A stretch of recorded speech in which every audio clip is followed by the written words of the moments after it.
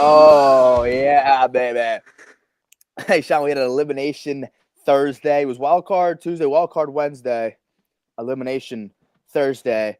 3 teams get eliminated because they sent it to Game 3, but we're going to talk about all that and more in just a second. But first, we got Sean Spin in the Morning, episode 61, presented by Off Base Media, Friday, October 3rd. No one plays today, Sean, but we have to gear up for a big day tomorrow. How are you feeling, baby? I feel good, man. This is what we were talking about, how 3 of the 4 wild card round goes to Game 3, goes to the final game. Everybody tied 1-1. We knew that there were no really, there's heavy hitters, but there's no clear-cut favorite. I have a feeling that the division round, it's going to be the exact same. It's going to go deep. It's not going to be people getting swept, other people getting swept. It's going to be a whole lot of good baseball. So I'm really excited. I can't wait to get into it, to talk about some of these things and give our little predictions at the end. Yeah, I love it. We got lots of playoff stuff to kind of recap and also look forward to. Let's start with our vibe check, though, because there's some other stuff going around in the baseball world. Brian Snitker, add him to the list of managers who will not be returning. More so his contract ends and, he's going to be transitioning into an advisory role within the organization. But I don't think this is much of a surprise. They were bad last year. Why would you want to resign them? Or extend them? And they're keeping them in there as kind of a thank you for all you've done for the organization kind of thing. Like, they don't want to straight up fire them. It's kind of a little respect thing there. I feel like. I still think he's a valuable. He's a World Series champion manager, so whatever he can bring to the table is fine. But they're going to go a different direction, and I guess that makes sense. So there's Snitker there. They stunk. They were the worst. They were like the most disappointing team in the whole entire league last year. Yep. With the let's respect the Mets a little bit. They were very disappointing. Here's another one. You want to go about dog shit teams? Rockies released their GM. So remember, they fired their manager in the middle of the season, who we like, Bud Black. We like Buddy. But not that he was the issue. They just suck. Well, they fired their GM too. I think the GM, this makes more sense to me. 100%. This is like the issue. I don't know if it's a managerial thing. It's a GM, clearly a thing. I never thought it was Bud Black. It's always been the GM.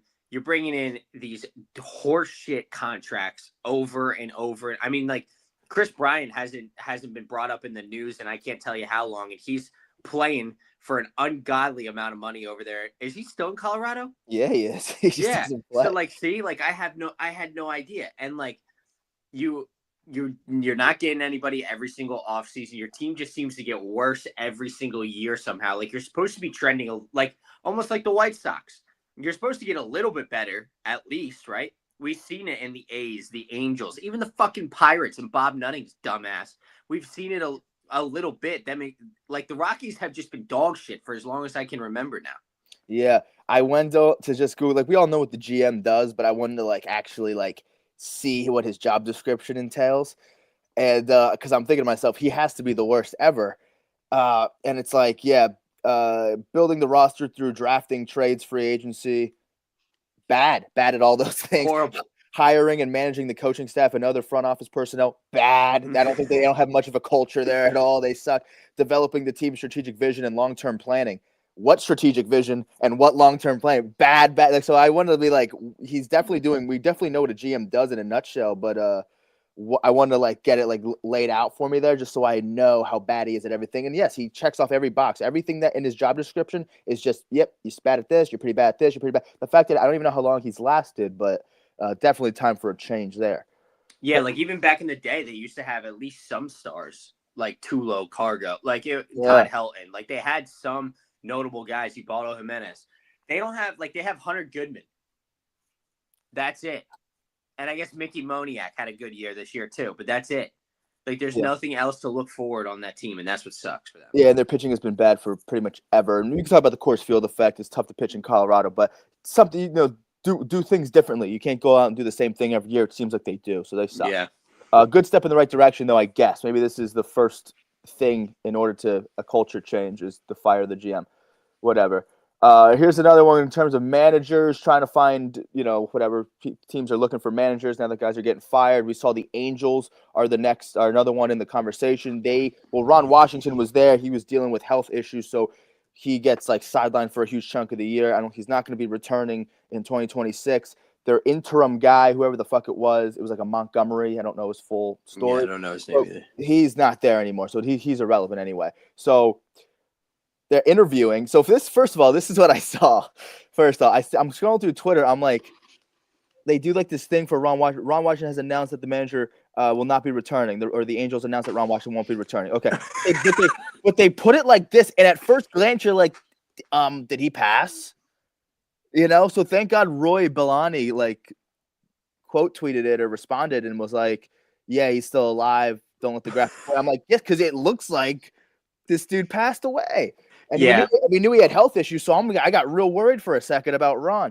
But he won't be returning nonetheless. That's just the thing I saw. And here's someone who might be the front runner to get the job. Goes by the name of Albert Pujols. This is an important managerial signing for the Angels. It is. Because we've talked about them all year being like on that cusp, finally getting some traction, and they cannot fuck this up, Spin. If they fuck this up and get a bad manager in here, it's a very important signing for the Angels, which is wild of me to say. But like they have good talent there now. They need somebody that can actually knows how to coach some fucking baseball. Yeah, and I think so. The thing for me is with Albert, I'm not like a big guy that's like, oh, just because you were good at playing it, I don't know if that automatically translates to you being a good at manager, but that's what I think makes Albert the front runner is that he has proven to be a good manager in the past. So not only was he a legendary player, maybe the best player of our generation, probably was, right? Mm-hmm. Either way, he's managed before in terms of, I think he managed the World Baseball Classic Dominican team. I think he's managed like these other leagues, like these, maybe a Dominican league or here and there. Like he's done things and has done well there. So I think that helps when you're a great player and has a little bit of a track record, not at the major league level, but you have managed clubs in the past and have done well. Also, to your point, though, we talked about it with Colorado. There's no culture there. The Angels the same way. Like, not only are they searching to actually start to trend up in the standings over these next few seasons, but and even make the playoffs. They'll have the longest playoff drought in the sport. But also, culture is a big thing there too. I don't know what the culture looks like, and it's a losing culture. Bringing a winner like Albert is huge because, like you said, they might have struck gold in a handful of very important positions: center field, shortstop, catcher. Right? They still need pitching, but a lot of important positions they've struck gold. That Pujols could be a good for that culture. He's a winner. Old player, young manager. That's what we like to say. Old player, young manager. Yes. And people are going to respect him. He played with Trout 100%. too, so yeah. Get those two back together. How about this? The Poop Series is back. Amen. Not Phillies Pirates. This is Phillies on Phillies. This was the Pinstripes versus the Powder Blues. They did an inter-squad game. Did you look into this at all, Sean? Did you pay attention to the inter-squad game? It drew 30,000 fans in attendance. Yeah, that's wild. First off, they're just the people of Philadelphia are just hungry.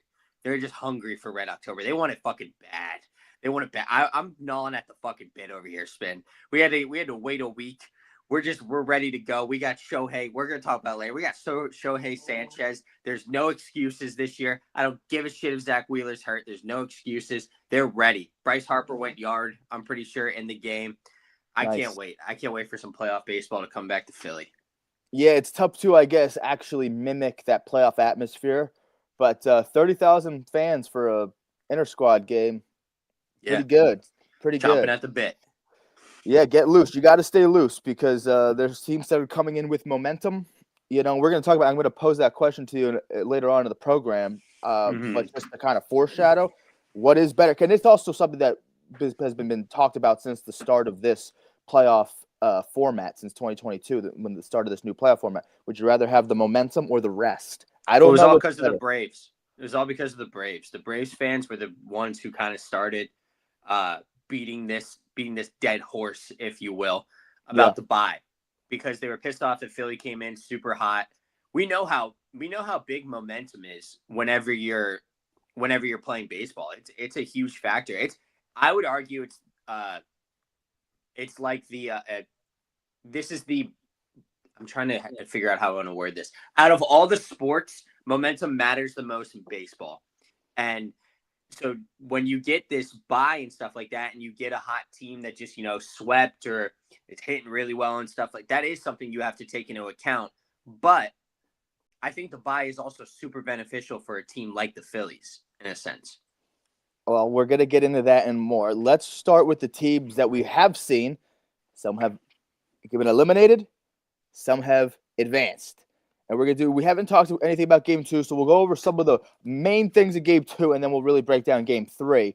But we'll start in Cleveland, Detroit at Cleveland. Game 2 stuff really quick. Cleveland tied the series with a 6-1 victory then. One of the bigger storylines was Chase DeLauder. He made his major league debut in game 2 of a playoff game. And it was actually an elimination game 2 for Cleveland. And he made his debut as a 6th player all time to make his MLB debut in the playoffs.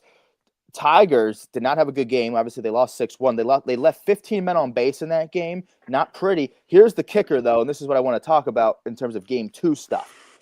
A.J. Hinch pinch hits for Riley Green with Jamal Jones with runners on base in game 2. That's Riley Green, the all-star starter this year. Jamal Jones is a lefty on lefty, so you're trying to play the matchups. Jamal Jones hits lefties well. Riley Green, of course, is a lefty with the lefty pitcher up. So you want to go with the right-handed hitter that hits lefties well. They still end up stranding 15 guys outside. You understand why they do it. They're trying to get something going because they've been stranding base runners all day. You want to favor the matchup, but then you take Riley Green out of the game, and that spot in the batting order came up again. So Riley Green actually misses 2 at-bats in that game. So to be fair, to kind of defend AJ Hinch here, Riley Green hasn't looked great, especially in the second half and in the first game too. Like he did not look good at all. He's batting in like the 6th hole for them now. It's not like he's the top of the lineup guy or the middle of the lineup. He's kind of towards the end now. I can defend this. It's AJ Hinch. He knows what he's doing. He watches this guy every single day. Like AJ Hinch is a winner. He's going to put out the best lineup. And I actually think kind of lit a fire under Riley Green's ass, because then in game 3, I'm pretty sure he ended up having at least 2 hits, I think. Did he double check? Yeah, I don't know.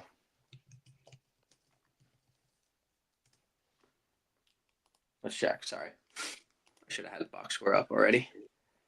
Yeah, 2 hits and a ribby on yesterday. So it seems to have may have lit a little fire under his ass. So I kind of hats off to AJ Hinch for making that ballsy choice. Yeah, because I've given Rob Thompson shit in the past for not doing that. Yeah, well, see, Rob is almost the complete. So Boone did something similar in game 1. That's what I was going to mix it with. So Boone did something similar with try to favor the lefties with Jamal Jones to Riley Green. Boone's was Ahmed Rosario over Chisholm. They almost play the matchups too much and try to overthink it, where sometimes Rob Thompson, it's funny you brought it up because I was thinking about that. It's like he does the opposite to a fault, where he just wants his guys to eat. There's something to be said about letting your guys eat and just letting them do it. But Rob almost is like, he doesn't make any moves sometimes. It's like, dude, change it up. Where sometimes it's also not good to change it up too much. There's truth in both things. I think in this particular case, yes, that you understand why they do it. You even understand why you play Ahmed Rosario over Chisholm, even though it sounds crazy, like you are trying to favor the matchup. So there's reasons behind it. It's not just guys are doing it naked or blind. We get it. But at the same time, I kind of want to live and die with my all-stars out there. These aren't just platoon dudes. Riley Green was an all-star starter. Chisholm had the same situation happen. It's like this was an all-star. I want to, like, everyone wants to look at the numbers. These guys hit lefties well. I'm looking at the numbers saying every time this has happened, the team loses. The only game the Yankees lost is when Boone tried to do too much and Chisholm doesn't play. The only game that the Tigers lost in this series is when you take Riley Green out. Again, woulda, coulda, shoulda. They weren't playing well. You're trying, 15 men left on base in that game. At the time, there was like 11 men left on base when he took them out. So it's like, yeah, you're trying to get something going. But I live and die with your best lineup out there, I think. But I tend to agree. They both won the series. They both won the series, so fuck it. I agree with you because I do like that more because the overthinking and the analytics is sometimes a shit ton of bullshit. But the like maybe nobody knows these guys like their manager, and especially in manager like AJ Hinch, he's got his finger on the pulse of a team and stuff like that. So maybe he knew taking Riley Green out also is going to light a little fire under his ass, and he's going to lock in now. So like it's kind of like, but for Boone, I don't think Boone has that because like Jazz Chisholm is definitely a diva, but like maybe for in the Riley every situation is different. So maybe in that Riley Green situation, that's what he was kind of thinking. Yeah, that could be a case too. And you want to play those matchups. So we are a little matchup happy at times. So I think there's something to be said about just let your guys eat. And Rob he does a good job of it, almost to a fault though. We'll see how Rob looks in this Dodgers series because I know we'll talk more about it, but Dave Roberts ain't no joke. Anyway, let's go to game 3. Let's go get a theory before of this Detroit-Cleveland, where Detroit clinches. Here's a little number for you. I'll put it up on the screen. Worst September win percentage, and then go on to win a playoff series. Look at the Tigers, 7-17 in September, and then go on and clinch in this series. So pretty crazy. It was Jack Flaherty versus Slade Ciccone. Detroit ends up getting the last laugh because Cleveland had their number towards the end. You see the September numbers that allowed Cleveland to get back into the standings and eventually get home field advantage. Detroit was the only team that clinched in the wild card round that was on the road. Every other team was the home team.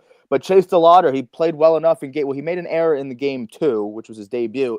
But he made a nice play as well and hit the ball in the nose a few times. It was well enough where he was in the 5 hole. Who cares? It didn't do enough. Detroit ends up getting the better of him. Javi Baez back at short, Sean, and he's making plays and getting knocks. How about Javi? He's been there before. He's playing short again. He was an all-star too in center. Now he's back at short for the playoffs. Yeah, I like it. I mean, he's really kind of got to tip your cap to Javi in a sense, putting his ego aside, doing what the team needs. Yeah, because before it was the exact opposite. Yeah, he's been there before. He's had a good season, up and down season, but a guy who is a World Series champ. So hey, let's let the World Series champs fucking you want to put him in the driver's seat a little bit in these pivotal games, and he rose to the occasion a little bit. Tigers win 6-3. They're the only road team to clinch. Tied most runs scored in a postseason game. So 6 runs yesterday, tied for their most runs scored in a postseason game since 2013 in the ALCS. 3 total runs in the first 2 games of this series. So the offense kind of woke up when it mattered most. You talked about Riley Green getting a clutch knock there. Tigers are going to go on to face the Mariners in the ALDS. Which kind of begs the question, like, did the Tigers are they finding it again at the right time? Because, they have some things going for them. They do have – this isn't a shit team at the end of the day. They were playing like shit, but maybe they found it at the right time. Or did Cleveland run out of gas? It's weird to say because like the Tigers offense is when they were winning games, it was kind of the situational hitting. They didn't have anybody whose numbers were going to like blow you out of the water kind of thing. So it's hard to tell. It seems like situationally they're hitting pretty well, except for game 2 with 15 runners left on base. And that's when they obviously lose that game. Cleveland probably, and it has a little bit to do with both. It seems like the Tigers might be back to playing a little bit better brand of baseball than they were the second half. But Cleveland definitely ran out of gas a little bit. Their pitching wasn't as good as it was in the back half. Their hitting wasn't as good in the back half as well. Like, I don't see this Tigers team going into Seattle and like, I mean, they're going to put up a fight, but I don't see them beating Seattle. They don't have the pitching and everything like that, but like Detroit had the pitching to go up against Cleveland, if that makes any sense. It makes perfect sense. Yeah. So I agree. I do think Tigers, you could be reason to kind of like them. Now, we're going to move on to the Cubs and Padres next, and I think that the Cubs getting through that series is a little more sexy for me than the Tigers getting through this one because they were kind of in a similar boat. They were on top of the world at a certain point and then, ultimately don't win their division. So they were kind of in a similar boat there. Tigers had a bigger fall off. But, I do think that they know what it's like to kick ass because they've literally done it not that long ago. It feels like a long time ago. But it was still, a few months ago. I mean, it's not like they were just like it's been years since they can actually have done something. No, like they were good at a certain point. Now it's just about being that same level at the right time. But also, Cleveland did run out of gas. You saw their bullpen is starting to not have it a little bit. They had some guys that they asked a lot for some of their back end arms to go out and compete every single day. And it's just, I think they ran out of gas a little bit. But with that being said, let's transition to the Cubbies because they asked a lot of Andrew Kittredge and the boys in that pen, and it worked out for them. So game 2, not a lot of game 2 stuff here. The Padres did win to draw a game 3. We all know that. They win 3-0. So the pitching and bullpen showed up, and that was the big story, was the Padres bullpen in game 2. They did their job, and I don't know if you saw this. This is Mason Miller. He made headways in game 2 because he's coming out throwing 104 miles an hour. How the fuck are you supposed to hit that pitch, Sean? You don't hit it. I saw somebody on Twitter being like, this might be the greatest pitch that's ever been thrown. 104 dotted. Yeah. Like, look how perfect that is. And it's at 104 miles per hour. Yep. I can't even drive 104 miles per hour without me shitting myself. Yeah, I'm scared to go that fast. Like, that is absolutely fucking insane. Yeah, so that was the big headline of game 2, and the Padres get it done, draw a game 3. We go to game 3, and the Cubbies take it 3-1. Man, the Padres looked fucking, don't know the word, stagnant. Horrible. Yeah. They Darvish versus Tyone. Neither of them went deep. Darvish didn't look great, but again, it was kind of a bullpen game. He went 1 inning, 2 earned, so they got him the hell out of there, and then just went with their bullpen for pretty much the whole chunk of the game. The bullpen did their job. I mean, 3 of the runs that the Cubs scored, 2 of them came off of Darvish in the first, but not that Tyone went that deep either. Only 4 innings, but 4 scoreless, that is, and only 2 hits, and that's kind of what the Cubbies have been doing. They did something similar in game 1 with Boyd. Boyd went like 4 1/3, and then they just resorted to their pen for a huge chunk of it. So maybe that could work. We'll take a look at the NLDS schedule moving forward. That's not a terrible strategy moving forward. It got them through the division round. It's just good for them that the arms are working because Cubs bullpen was something that was a question mark entering a series like this. Anyway, but the offense wasn't really there. So good thing that the bullpen was, because the Cubs outscored the Padres in the series 6-5. So neither team really kicking ass. The Cubs did hit a lot of homers, though, which could be a good sign in this type of tournament baseball. Padres, 5 total runs in the last 5 postseason games. So 3 here and then 2 dating back to last year. They were 3 for 26 with runners in scoring position, Sean. You can't win ball games like that. 3 for 26 with runners in scoring position in this series. So here's my biggest question. Why the fuck didn't Michael King pitch yesterday? Did he not pitch at all? No, I don't think at all. Did he come in for relief? It wouldn't have been I thought he would be more of a bulk reliever after Darvish. I think that's what a lot of us expected. I don't know what Michael King's deal was. There was no bulk reliever. They went like one, they just kind of like went 1-1-1-1-1. You know what I mean? Like what are, so this is, we did it to ourselves because we're fucking idiots. I can't believe we took the goddamn Padres. We know how much of a loser organization the Padres are. Yep. And we've been saying it all goddamn year, and then we didn't even think about that. So Michael King came in for 1 inning in the 4th. And how do you look? He struck out the side, and they fucking took him out. This piece of shit organization, honestly, like I cannot. I'm so angry at myself that I didn't even think of that. Tatis 0 for 4, 3 strikeouts. Arias 0 for 4. Manny Machado 0 for 3. Xander Bogaerts 1 for 4. Like it goes. Jake Cronenworth. Fuck Jake Cronenworth. 0 for 4. Yep. I mean, it's pathetic. It's absolutely pathetic. We've been talking about, they have the stars. They have the stars. Well, guess what? Tatis has sucked all year. Not all year, but the second half he wasn't great. Didn't look good. I don't even. Did he have a hit this series? I don't even know.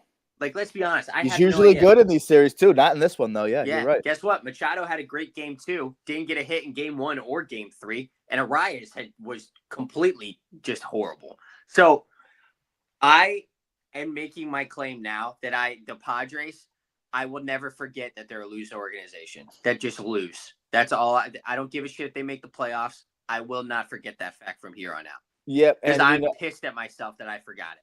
Yeah, even when you think the Padres are good, they're bad. They're a team that low-key kind of Mets.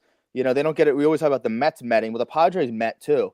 Let's not forget about that. But Arias, Dylan Cease, who did pitch well in game 2, and Michael King are all free agents, I believe.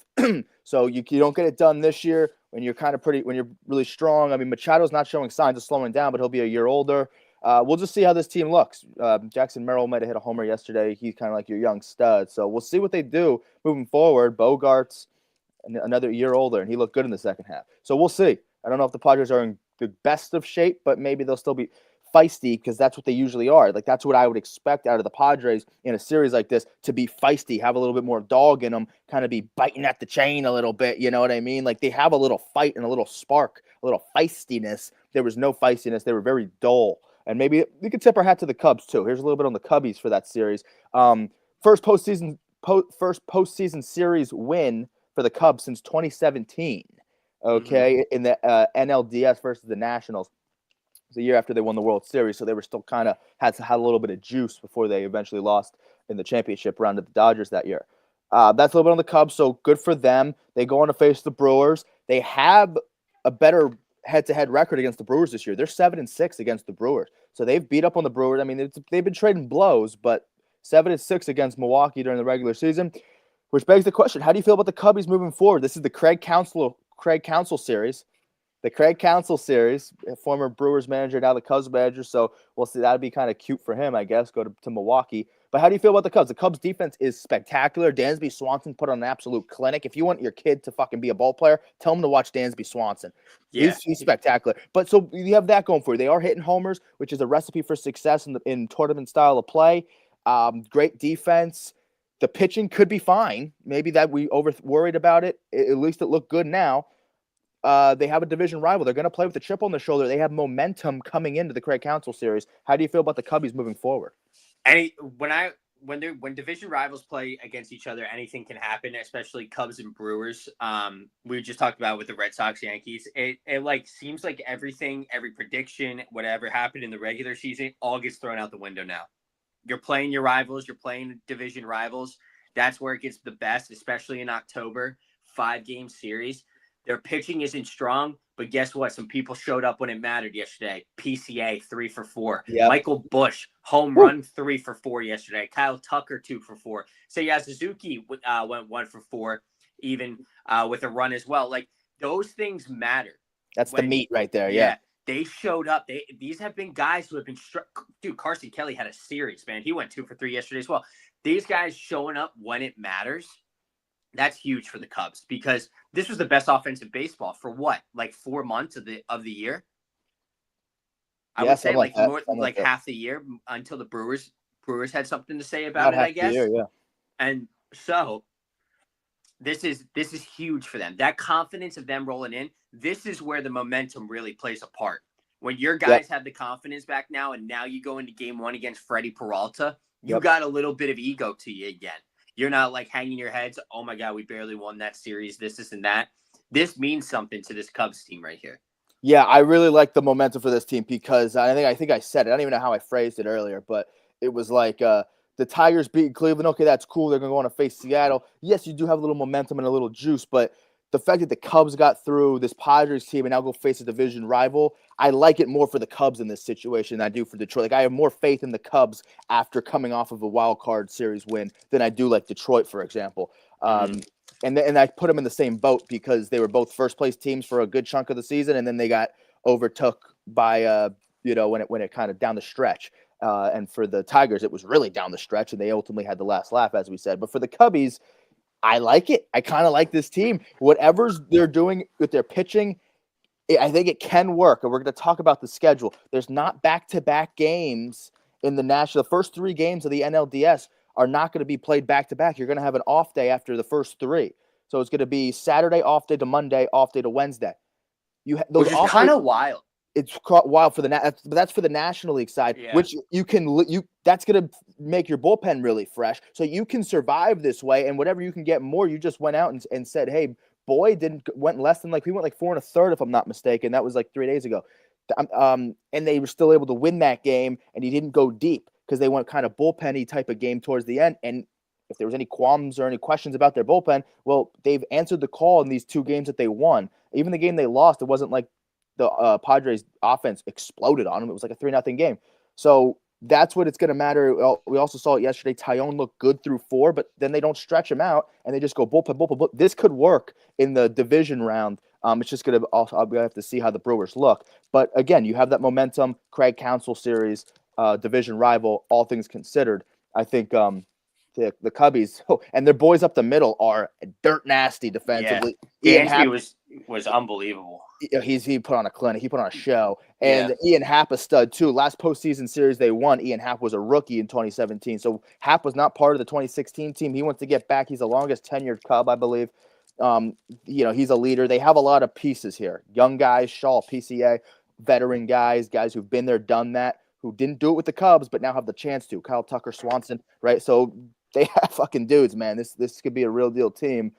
Which was crazy because at a certain point we were like, oh, fuck the Cubs. Right? We didn't have them coming out of the series. Now that they do come out of the series, the narrative has changed. Yeah, because the hitting turned around. That was our biggest thing. We were like, if this team isn't hitting, they don't have the pitching. Well, guess what? Now the hitting's back, it seems like. It's one game. We can't really overreact to that, but we're talking about momentum. There's a lot of guys who, like you said, have been there before. Dansby and Kyle weren't with the Cubs, but they've been there before. And now we've got PCA, who apparently loves the bright lights. So we'll see. Yeah, he does. Yeah, we'll see. That's going to be good too. He's going to thrive in these moments. One could expect 3 hits yesterday. He's a young buck. I wanted to like this team so bad for the whole entire year. We were right in saying though what we did because of how the offense looked. Yeah, no, at the time, and now it's crazy how things change, and the pitching has really cleaned it up too. So they've been Andrew Kittredge. He's pitching every single game of this series. I know he might have opened one game, he might have closed out in the next. Like Kittredge has been all over. So he's been a real love that kind of an unsung hero for them, and their whole bullpen. Daniel Palencia. I don't know. I don't even know anyone in this Cubs bullpen except those two guys, and they answered the call when they had to. So again, any question marks on their pen? They look good in the first 3. Let's see how they look in the next handful. Okay, now let's go to the big boys. Let's go to game 2 first of all, because there's some things to say about game 2 in this Yankees Red Sox series in the Bronx. The Yankees tied the series with a 4-3 win. That was game 2. Ben Rice 2-run homer. Jazz Chisholm scored from first on a Austin Wells single, which was the go-ahead and game-winning run.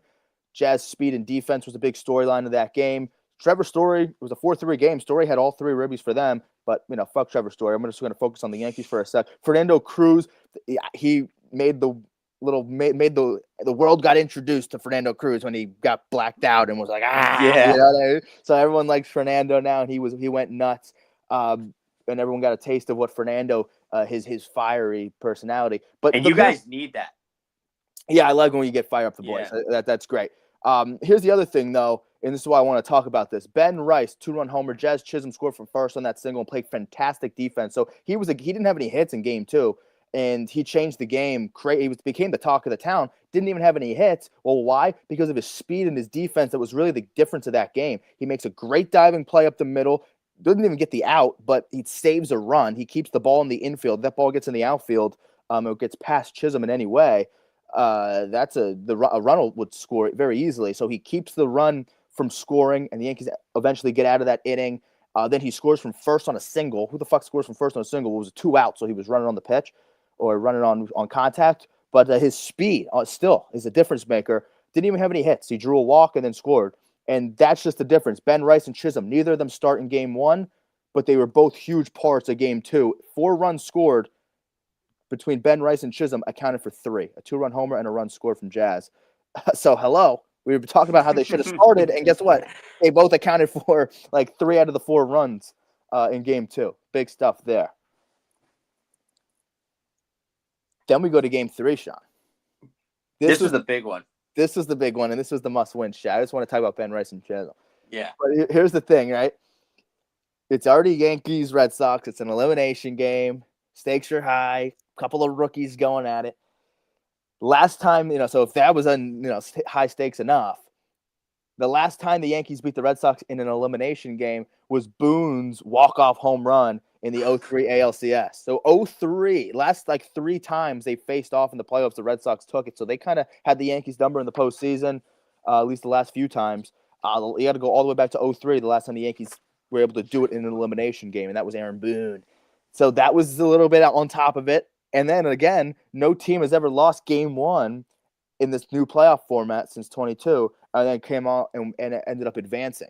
So the Yankees actually became the first team to lose game 1 in advance. And I had a premonition because we saw that the Tigers won game one, then won. That was the first game yesterday. The second game yesterday was the Cubbies, who won game one, then won. So I'm thinking to myself, it's not going to happen every single time yesterday. I was like, they're not going to go 3 for 3 on the team who wins game one also advances. So I was like, something has to change, right? And the Yankees kind of broke the pattern, if you will. It was Connolly Early versus Cam Schlittler. How'd you feel about these young bucks? So I can't even say that anything really bad about Connolly Early, but before I get into Cam Schlittler, because if you watched or even heard of it, you know what I'm going to say. I want to give him some credit. Like you set the scene already. It's game 3. It's October. It's Boston, New York. The biggest rivalry in, like, I would argue all of sports. It's a top 3 rivalry in all sports, right? You got 2 rookies going out of there. And so I got to give Connolly Early some credit, right? I just have to. But Cam fucking Schlittler. What do you go? 8 innings pitched, 12K, 0 earned. God. And this is no slouch team that is the Red Sox, right? This Red Sox team has a very good lineup. Very good lineup. They have a mix of veterans and some young guys. They have guys who get it done. They've had timely hitting. That's why they're in the postseason. They've had some timely hitting. And guess what? Cam Schlittler just came out and said, here, eat this. Fuck you. And absolutely shoved. Love to see it. Love to fucking see it, Spin. Yeah, I love it. And Connolly, like you said, not like terrible stuff. They kind of beat him on some soft contact and error by Nathaniel Lau over there at first. But yeah, soft contact and shit. But hey, hit them where they ain't, and that's baseball. It was the second time in history 2 rookie starters face off in an elimination game. Connolly Early, 23 years of age and some change, 182 days for those keeping his track at home. He was the youngest Red Sox pitcher to pitch in a playoff game since Babe Ruth, who was a little over it was 21 years old and 246 days. We're going right down to the day, baby, when we say. And that was back in 1916, though. So it's like, oh, history and shit. Fuck your history, because what did Cam Schlittler do? He made history, baby. You talked about his line: 8 scoreless innings, 12 Ks, no walks, which is very impressive. First pitcher ever to go 8 scoreless innings with no walks and 12 Ks in a postseason game. That's not a Yankee record. That's not a rookie record. That's ever in the history of the sport. No one's done that in a postseason game. It's the first rookie to strike out 10 or more in a postseason game since October 12th, 1997. I thought I had a graphic. I do not have a graphic. But that was Livan Hernandez. And if you have ever seen Livan Hernandez in that Marlins team, then you know how crazy that strike zone was. Are you talking about where they called it out, like in the other batters box? It was like in the other batters box. Yeah, I know exactly what you're talking about. And yeah, that was the last time that a rookie had this many strikeouts. Here's the thing when it comes up. That was 97. Schlittler had 12 yesterday. Livan had 15 in that freaking game, though. That was back in 97. And then Schlittler, you talk about rookie strikeouts in a postseason game. So good for you, Cam. That's fucking history, baby. And he was also the most Ks by a Yankee pitcher in a postseason debut. So pretty much anything you could do. I mean, his line is like incredible. I hope he has a great hangover today after the celebration, because he fucking earned that hangover. You know what I mean? Red Sox only had 1 at bat with a runner in scoring position, and no runners reached third base. That's just pure dominance on the mound. Oh my God, yeah. 7-pitch 8th inning. I'm gonna talk about 7th pitch 8th. They left him out for the 8th. I just kind of shit my pants when that call was, because if you're watching the game, you could read Booney's lips. He turned to like Brad Auspis and he was like, "Well, he's throwing strikes." And then he's like, "Are you?" And he's like, he points like in the dugout. He's like, "Are you good to go? Are you good for another?" And he was. But 7-pitch 8th inning, we saw at pitch number 106 was like Jaron Duran fouled it into the Red Sox dugout. McMahon goes over the fucking thing. That's incredible. That's at pitch 106. You talk about not allowing your guy to throw extra pitches. Every out is so precious. That's incredible defense by Ryan McMahon. 107 total pitches. So that was 106. Next guy, 1 pitch, 1 out to Volpe. Get it. That was Trevor Story. He was having a good series. Trying to ambush my guy. No. Ground out to still 6-3 there. And Volpe gets it done. And Volpe, I want to bring him up, Sean. Playoff Volpe is kind of a guy. I was just going to ask you, is Volpe starting to grow stripes again, Spin? Is he starting to grow stripes? I'm pretty sure he was the only guy who had a hit in all 3 games. Did he have a hit in all the show? Yeah, I know he had a little, I think, ribby knock yesterday. He might have had 2 knocks off a crochet in game 1. Mm-hmm.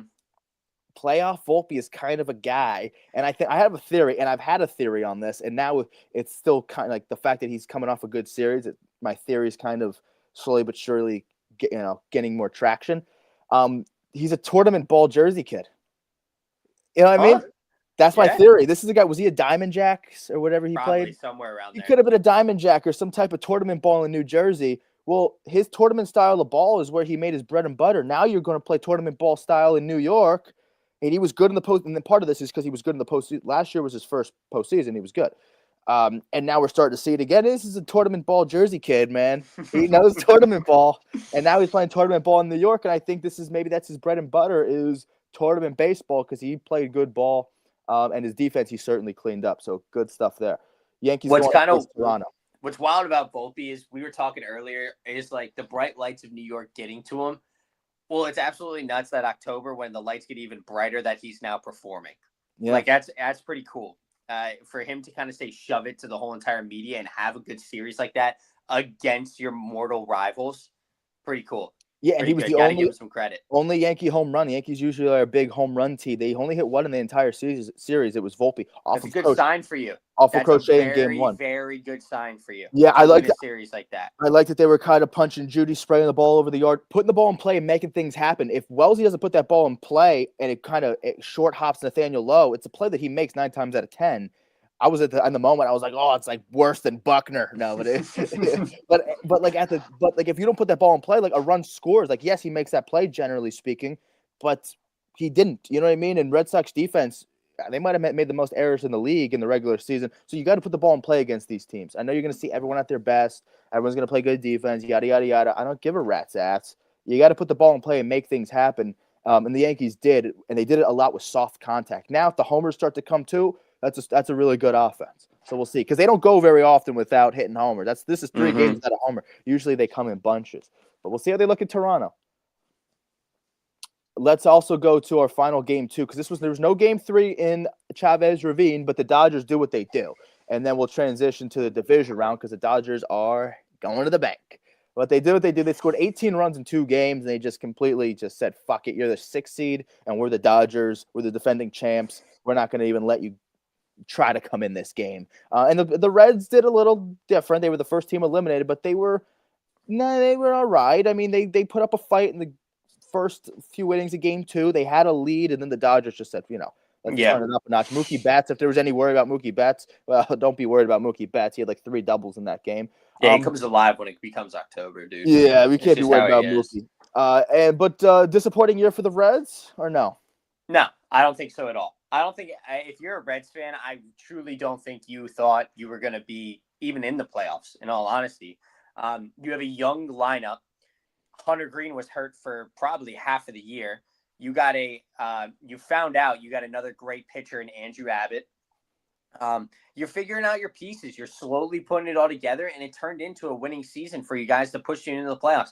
I think that's a win in the Reds books, if I'm being honest. It's a huge step in the right direction. Terry Francona's first year there, and they get to this spot.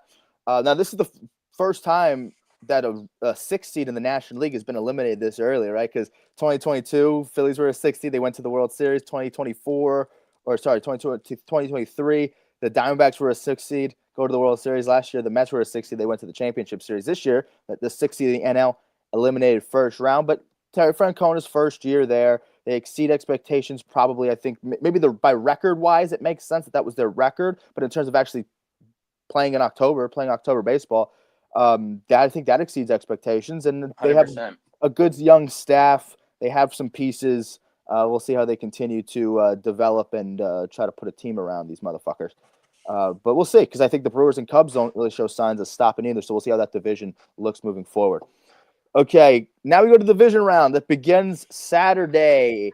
AL Game 2 is Sunday. NL Game 2 is Monday. So we talked about the NL has that day off.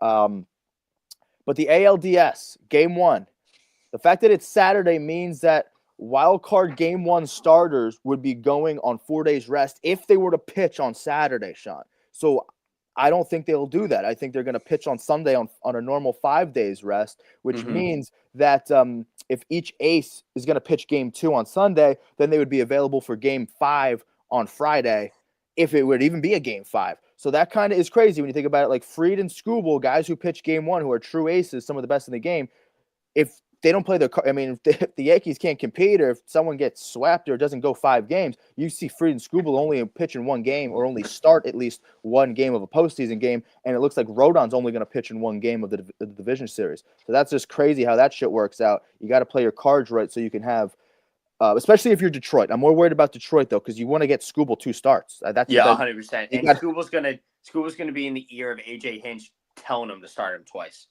Yeah. So who no knows? matter what. Maybe he goes on 4 days rest. But if he goes on 4 days rest Saturday, then he's going Sunday, Monday, Tuesday. Wednesday would also be 4 days rest for a game 4 scenario. And I think that's what, if they are in a do or die, Skubal's gonna fucking blow that place up if he doesn't get that ball for the game 4. I think though, if he goes on 4 days rest. Now I think Skubal's such a bulldog, he would be down to do it, and it's an all hands on deck approach. I also don't know who the Tigers would roll out for a game 1 after they just went Skubal, Mize, Flaherty for the series. I don't know who else they would do. But the Yankees, I could see Luis Hill going for a game 1, and then having Fried on a 5-day, and then Rodon on like a 5 or 6 day, whatever it comes out to be. Do you think Fried would want that 5-day, or you think he wants the ball game 1? I could see him. These guys are all bulldogs and competitors. That I could see that they all want the ball, but I just also think it's what's best, what's right for everybody. Like if I have the opportunity, I don't know. See, that's why it gets difficult. And I think I could see it either way. I think it's a tough decision that Boone's going to have to make, because Fried's going to say, yeah, I want the ball game 1. I'm your ace. I want to do it. But at the same time, it's like you threw over 100 pitches in game 1. Maybe, we want to make sure that you're at your best. So I'd rather have you at your best in game 2 than try to force it for a game 1 situation. So it's not like you don't have a guy. Like Skubal is such a bulldog, and I don't know if they have who their 4th guy would be. So it's just like, that's a fucky situation for me. For the Yankees, it's like you have Luis Hill and or Will Warren if you want, and then you can go back to Fried and then Rodon, and I think you can kind of take advantage of some things, which would be Rodon at home on Tuesday. But yeah, we'll see. It's just weird how that is, because on the NL side, they play every other day for the most part until you go to like the 7th, October 7th, October 8th. They go back to back. But before that, they have game 1, rest. Game 2, rest. And it's going to keep the bullpen fresh. Keep the bullpen real fresh. Yeah. So that's and I think they're just doing that because they're giving the AL that 2-day. Yeah, they're going because they go everyone on Saturday, and then they go AL, then they go NL, then they go all that bullshit. Everyone will play on Wednesday though.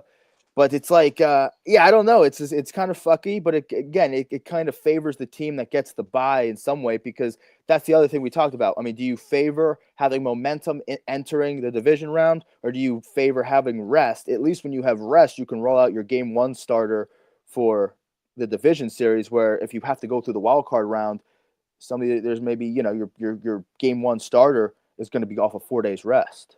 Like, I think, so if we want to transition into once again, momentum versus the rest thing, the momentum for me is only a huge thing when your team doesn't have a lot of experience in the playoffs.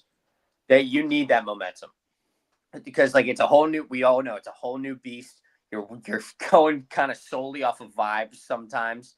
So for a team like the Cubs, who we talked about it, they have guys who's been there before, and Kyle Tucker and Dansby, not with the Cubs, but have been there before. But a lot of the rest of that team hasn't been there, right? On the who? On the Cubs. On the Cubs. Yeah. So for the Cubs to win how they did and have that momentum going forward, that's important.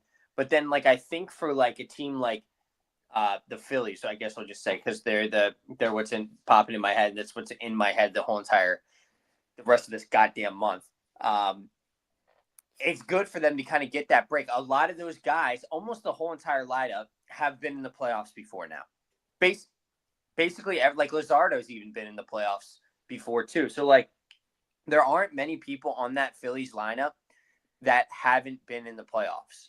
So to get that extra rest, to get those pitchers that extra rest, because we're going to rely a shit ton on Sanchez and Suarez. We're going to rely a lot on our bullpen. And we have a lot of veterans on our team as well. That rest is almost good for them in a sense. Yeah, I agree. I do think there's some teams that could benefit from it, some teams that don't.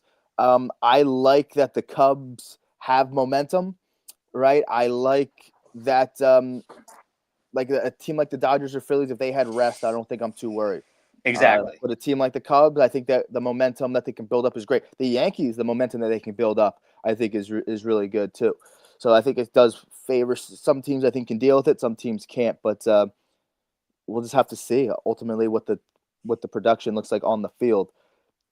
But we'll keep it in Philly for a second because that's the only starting pitcher matchup that's been announced. It's been Saturday is Ohtani versus Sanchez. The only other thing that we know is Freddie Peralta for Milwaukee. Other than that, no, at least as of about an hour ago, don't know what's changed in that hour. Doubt anything. But other than that, nothing else has been announced in terms of who is starting. I think we could very much anticipate some things. I mean, Brian Wu, I would expect to be the game one. I would expect Kevin Gausman, but the Blue Jays have options. Yeah, I think the Blue Jays are just trying to see like who feels the best, basically, because they have so many people they can hand the ball to. And there's no need to go out of your shoes and put it out right now. You know, leave the Tigers up to some little imagination before you go out, because then they give them less time to game plan. You know what I mean? Exactly. So do we want to get into it a little bit? A little New York Yankees Toronto spin, 408. Yeah. Yeah, so starters not announced, as we say. I'm thinking it's going to be Luis Gil versus Kevin Gausman. So Gil or Warren, but I think you favor Gil. Or you can kind of do a mixture of both. You can go 3-3 innings or whatever the fuck you want to do. Like a little bullpen kind of ish. Little bullpen with these starters transition to like long reliever roles. I don't know, something like that. Versus Gausman, because I think Gausman's an absolute fucking horse. So that's how I would do it. And then you have Fried on 5 days rest on Sunday. The biggest question for Toronto, though, Sean, yes, we talked about their starters not announced. They do have options because Bieber's there too. But Bo Bichette might not even be. How's his knee? I don't know if he'll be ready for this game. They haven't released anything on it yet. I actually just looked this up before we started because I was curious. They don't know if he's going to be ready. It's going to be probably a day of decision. And I think it's smart of Toronto to kind of play this close to the vest because that's a big piece right there. Bo Bichette. That's a huge. That's a guy who almost won a batting title. He was damn close to leading the American League in hits. He was up there. He was top 5, I'm pretty sure, even with being injured. Like, he had a fantastic year this year. Probably should have been. I don't even know. Did he? He wasn't an all-star. Probably should have been considered as an all-star. But that's besides the point. That's a huge piece. And with a Yankees team coming in that has momentum, they're going to need their star shortstop. Yeah, they are. He's a big piece. We'll see. Guys like Vladdy and Springer will probably get MVP votes this year. How are they going to do it? How is Addison Barger going to look? There's some question marks in Toronto. They have a sneaky better offense, and I think they get credit for it, and a sneaky better pitching staff than they might get credit for at times. But, yeah, Bichette's a big hit, so that's kind of crazy. What do you think is the difference maker for this series, or who's the difference maker, I should say, for this series? The biggest difference. Sorry, my dog's freaking out. The biggest difference maker for me is going to be the Blue Jays veterans, and I'm mainly talking about George Springer. It's how is George Springer going to lead this team in the playoffs now, and how is he going to perform? George Springer got him all the way here. All the way here. Is he going to continue to do it, though? That's why he is my biggest question mark. That's good. My difference maker is Jazz Chisholm Jr., because we saw him in Game 2. He didn't get a hit in that game. He didn't play Game 1. He comes out in Game 2. Well, first of all, he didn't play in Game 1, and it was the only thing that people talked about. It felt like after Game 1, he didn't even play. He got one at bat, and then in Game 2, he didn't get any hits, but he still it was like arguably the player of the game based on his defense and his speed that impact the game so much. So this is a guy who doesn't have to hit a home run, and he still can impact the game in a variety of ways. So Jazz Chisholm, keep it going, my man. Let's go to Detroit and Seattle. By the way, that Yankees game tomorrow was a 4:08 game. You know why? Because the late game is Detroit at Seattle. West Coast bullshit. It's the only West Coast bullshit game that we have. It's in Seattle until the Phillies go to LA. Anyway, West Coast bullshit at 8:38.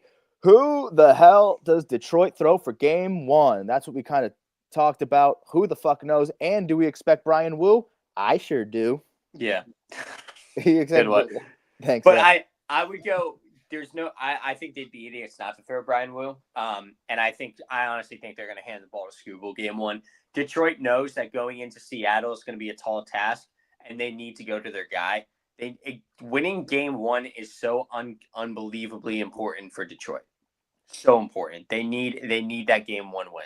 Yeah, it's Scooble on 4 days rest though, so that's why it raises the question. If it was any other type of thing, like it's no doubt it's Scooble, but that's why it raises the question. Maybe it is, but I think if Scooble goes game two, he would maybe pitch out of the pen in a game three, or if there was a game four situation, he pitch out of the pen because everyone knows you need him, and then who knows if he would start on game five, because that would be 5 days of rest if he would start on game two. But if he would get his everyday rest, start game two, I think they would use him however they could, just so to make sure that they can even, because if you don't win game four, and it may not be a game, you know what I mean? So you got to win the day, and they'll do everything they can to win that day. But we also have to see how Scooble's feeling and all that shit. And of course, he's a horse, so why not? So who's the biggest difference maker in this series then, Detroit at Seattle? Well, I want to say it's Tariq Scooble, because it all depends on when he pitches, and because he's the dog. We saw how he just put Detroit on their back for game one. Probably, I mean, Cam Slittler put up a good argument, but I think Tariq Scooble still had the best performance out of anybody in this in the starting wild card series. It was really impressive what he did. But it's Cal Riley. It's the guy who's going to get a lot of MVP votes. Hey, take it from Judge. You know what? Can Cal Riley do it in October? And also, I want to give a shout out. Can Julio Rodriguez get it done in October? He had a great second half. We already said he's not getting enough love. Can he continue to do it in October? Yeah, Seattle's offense could be interesting to watch. I do have Scooble. I did favor the, and I thought I gave Schlittler some consideration too, because if they can go Fried, Rodon, we knew were a big two. We didn't know who the third guy was going to be, and then it was announced it was Schlittler, and I did think he was deserving of that role, but I don't think anyone thought he was going to do what he did yesterday. That's like, if you fucking predicted that, you're a psycho. But I go Scooble. I do go Scooble. I did give Schlittler a little love, but I mean, I'm sorry, fucking Schlittler. Schlittler for the it's not even in this series. I just kept thinking of him, man. I'm just thinking. Schlittler on the break. I'm looking at the wrong fucking guy. Scooble though, I did have Scooble. I did give Schlittler consideration for the other series, but sorry, Scooble for this one, because if he can get 2 starts, those are 2 starts that you have to win, and then if you can win one of the games he doesn't start, well, that's how you're going to win this series, most likely, right? So whether I don't know if he's game 1, that's 4 days rest. That's the crazy thing. Game 2, you got to win it with Scooble on the bump. If you can win a game 1 with whoever the fuck pitches, a game 3, which would probably be Casey Mize, then if you could win one of those, game 4, you would have to stay afloat and push it to a game 5 where Scooble pitches again. So if you can get Scooble twice in this series, that's big. Because he'll keep you in a ball game. You got to win those starts. You got to figure out which other one you can win, though. Or maybe you just take care of business and don't even worry about a game 5. But, hey, listen, you got to have – Scooble's got to be a big difference maker in this one, because he's arguably the best pitcher on the planet. Okay. Dodgers at Phillies. A 6:38 game tomorrow, Sean. Prime time. Let's get a nice little picnic going. We'll sit crisscross applesauce, get some apple juice, and watch the game. Ohtani at the bank versus Christopher Sanchez. That's the only head-to-head duel that we know as of right now. Ohtani will make history as the only position player to hit and start in the same postseason game. The key word there is same, because Babe Ruth has started a game on the bump and has hit, and like as a hitter as well, but not in the same game. So the key one there is Ohtani doing it in the same, because guess what? When he was with the Angels, they didn't make the shit. They didn't make the playoffs. And then last year, of course, when they won it all, he did not pitch at all last year. So we're going to get the full-on Ohtani experience for the first time in the playoffs tomorrow. Give us a little bit on the Phils. How do you attack that? Sanchez, you got to trust, and your difference maker. So for this whole entire series, it's going to be a battle of who gets to the bullpen first. I think that's really what we're going to be looking at. We outweigh them in bullpen, but the starters in this series are going to be freaking awesome. Let's just get that out of the way. We all know that. The stars that are coming out in this series, Dodgers side, Shohei Ohtani, Freddie Freeman, Mookie Betts, Will Smith, Blake Snell. I mean, the list goes on with the Dodgers, right? But then on the Philly side, Bryce Harper, Kyle Schwarber, Trey Turner, JT Realmuto, Christopher Sanchez, Ranger. Like, this is an unbelievable series of just talent versus talent. And, like, this honestly, if they were playing on opposite sides in different divisions, could be a World Series game. Like, I think this series is so good that people should like tune in, even if you're not a fan of the team. If you're just a baseball fan, this is going to be an unbelievable series just because of how good both teams are, how many stars there are. There's going to be great pitching. Where I'm excited to see some good at bats, good defense all around. I'm very excited for this series. I'm extremely fucking nervous for the series, though, because as being a Phillies fan, next year we just get older. Next year contracts are up. It's just one more year the team's getting older. So I am worried. Our window is closing and stuff like that. The difference maker for me for this series is how do our stars perform? How does Bryce Harper look in October? How does Nick Castellanos look? How does Kyle Schwarber?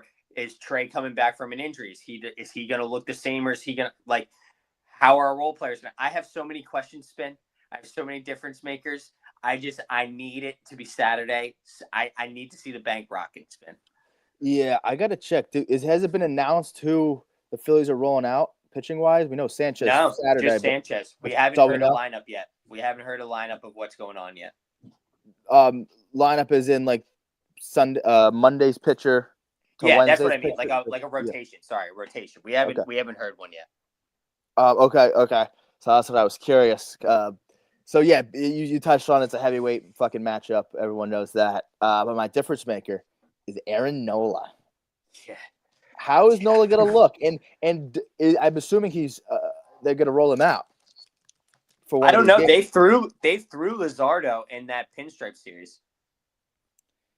Wasn't it Luzardo versus Nola though? Yeah. So they threw both of them. So I think Rob Thompson's seeing who the hell that he thinks is gonna be playing.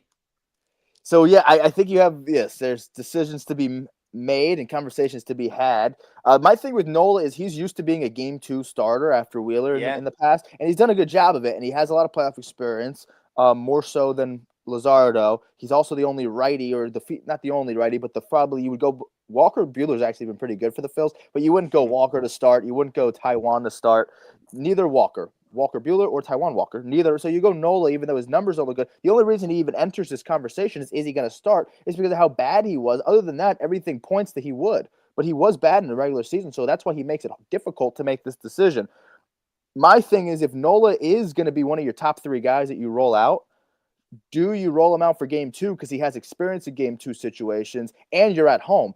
Do you want Nola at home for game 2, or do you want Nola game 3 away? I would put Ranger away. Because he has slow heartbeat at Chavez Ravine. I was thinking that too, but then the more I'm thinking about it, it's like maybe you just win. You want to win. You want to put your best feet forward at home and try to win both of them. Listen, Nola in September not like they're conceding in game 2, right? I think Nola's like last start, he had 8 innings pitched, 2 hits, 1 earned, 9 Ks in his last start. But we talked about it. Nola's been so up and down all over the place this year. We don't really know what we're going to get from him. I think they go to a 4-man rotation. In all honesty, I think they go Sanchez, Nola.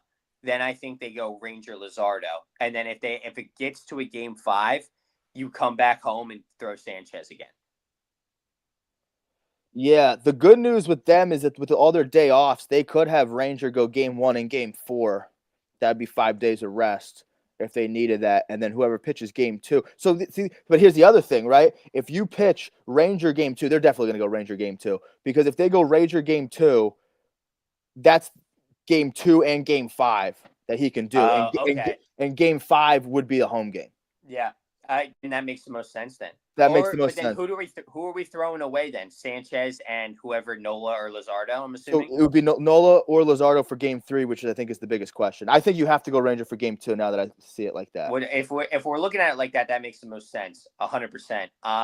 Plus, if you can win both of those at home, because I think Ranger gives you a better chance of winning than Nola does. So you got to just win the day and not be trying to overthinking it. But my whole point was, if Nola's going to be a top 3 guy anyway, maybe just throw him at home. But no, I don't want 2 starts from Nola. I think if you're going and you were looking for a game 3 starter away, I think you go Nola. Yeah. Because he's that veteran that has that experience pitching in the playoffs. And I don't know if 3 lefties matters, but at the same, because they're also the Dodgers, some of their best hitters are lefties, right? You think about Yeah. Ohtani and Freddie. So, like, yeah, you can kind of maybe go lefty on lefty, play that matchup, try to contain Ohtani. He's a one-man wrecking crew, pretty much every day that ends in Y. So, like, maybe you want to contain him there. Freddie, maybe one of the best postseason players of all time. I mean, just his regular season numbers are great, but his postseason numbers are off the charts. So you can contain those guys a little bit. The fact that, so that's what's sexy about having 3 lefties go out. The thing that scares me, though, is change up the looks, vary your looks. Go lefty, lefty, then going with a righty, back to a lefty, or else it's just lefty, lefty, lefty, lefty. You're giving these guys too many looks. Mm-hmm. Change it up. So I don't mind Nola there, which would make Luzardo the odd man out who can go deep and eat innings. But sorry, Jesus, Yeah, he's young, man. He's young. His time will come. He's a good pitcher, but I do think it has to go. It kind of has to go to Nola, but also we need to keep this in mind, Spin. We're a very righty heavy pen. On top of that, so Luzardo out of the pen could be a play. Could be a huge play. Like we have Strom, Banks, no Alvarado. Yeah, so it's like Strom and Banks. So like Luzardo moving to the pen to throw for like 1 or 2 innings might not is probably a pretty good, honestly, decision. Yeah, that could definitely be a play, especially in a series like this. If you can go like a Ranger or a Christopher start the game, lefty, Ohtani first or Ohtani Freeman, you figure they're going to be both in the top 4 spots in the order. So if you can go for like 2 times around the order or something like that and kind of contain those big lefties, well, now you can kind of have, if you go to your pen at a certain point, well, if you want to go back to a lefty who's reliable, maybe Luzardo and or Strom, but that's another way to contain some of these lefties with like 3rd or 4th time around the order. I'm with you. So I said Nola. So yeah, Nola. How does he pitch? If he can be a good Aaron Nola, then that's a really solid. He'll answer any questions for how can you roll through this postseason. If he can be shitty Aaron Nola, well, holy fuck, you're gonna scare the hell out of everybody. Exactly. Yeah, and that would I don't want to think about it. We need to move on. Let's get to Chicago. Yeah, Chicago at the Cubs, division rival 208. It'll be the first game tomorrow. Freddie Peralta Saturday. That's the only thing that we know as far as the Cubs. We don't know.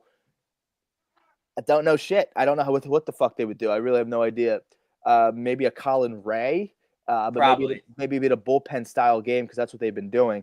But anyway, Cade Horton eligible for reinstatement ahead of Game 5. So a week from tomorrow is the day he's eligible to come off the IL. Doesn't mean that he is, but it's maybe a little bit of a bright spot. If there were to be a Game 5, you do have a Cade Horton if you needed it. Now, here's the thing. Matthew Boyd would probably pitch Game 2, so he's also could pitch a Game 5. But Horton, nonetheless, a big arm to get back. That's kind of the big story or something to look forward to if you're a Cubs fan here. Yeah, I think we just talked about the heavy hitters in the Dodgers-Philly series. Well, I think this Cubs-Milwaukee series is actually probably no offense with respect to your Yankees, Blue Jays over there, I think this Cubs Brewer series is going to be the second best series of this round. I think it's going to be a Council series. I think it's going to be an unbelievable series. Milwaukee has obviously been the best team this year in terms of record, but this Cubs team, we talked about their momentum. They kind of just built up in that series. It's going to be two beasts just colliding. And it's going to be a fun series. Yeah. And I think we're going to talk about momentum. Some teams I think can really benefit from momentum. That's kind of been our theme here to this episode. Well, the Cubs are one of those teams. So they kind of have that juice. And Milwaukee, real grit and grind. Best team in baseball record-wise. Who's your difference maker, though? I'm going to go with PCA. Nice. I think PCA is probably – he's going to bring the defense, but they need that hitting. They need that hitting out of PCA for them to have a chance in this series. Yeah, Cubs defense as a whole, fantastic. PCA is a big contributor. He can do shit to a game with his speed, with his defense. Yeah, he does all that shit. Mine, though, however, is Andrew Kittredge because we've seen him pitch in every single Cubs game or every single game, all 3 of them. And I think he opened a game. He came out of the pen. He might have closed out a game. So Kittredge has been everywhere. If the pen's going to continue to do this, it might start and end with Andrew Kittredge. So I let's see like what that one, happens. Spin. Andrew Kittredge. Let's do a quick bracket check. Long story short, I did have Detroit over Cleveland. How about that? I did have the Yankees. I did have the Dodgers, and I did have the Padres. That one fucked me. What about you? Yeah, I had the Guardians and the Padres are the two I got wrong. But good news is I had both of them losing coming up. So all my teams are still alive for my Final Four. That's true. My teams are not because I had the Padres going to the Phillies for a CS. Yeah, so my safe bet kind of panned out for me a little bit. Both of our World Series picks are still intact, though. Yes, they are. Good for the program. Good for the program. Rematch of 09, baby. That's what we all want. That's what everybody wants. Even Cubs fans want that. Even Dodgers fans. They're saying, come on. Better have a fun weekend of baseball, Spin. Yeah, love it. I'll see game 1 of the division round tomorrow. Everyone loves it. It's going to be great. We got a Cubs to lead us off in Milwaukee. That's game 1. We'll see. Freddie Peralta, who plays the pitch? We don't know, but we'll see you on Monday to recap it all. Thanks for tuning in. Peace out.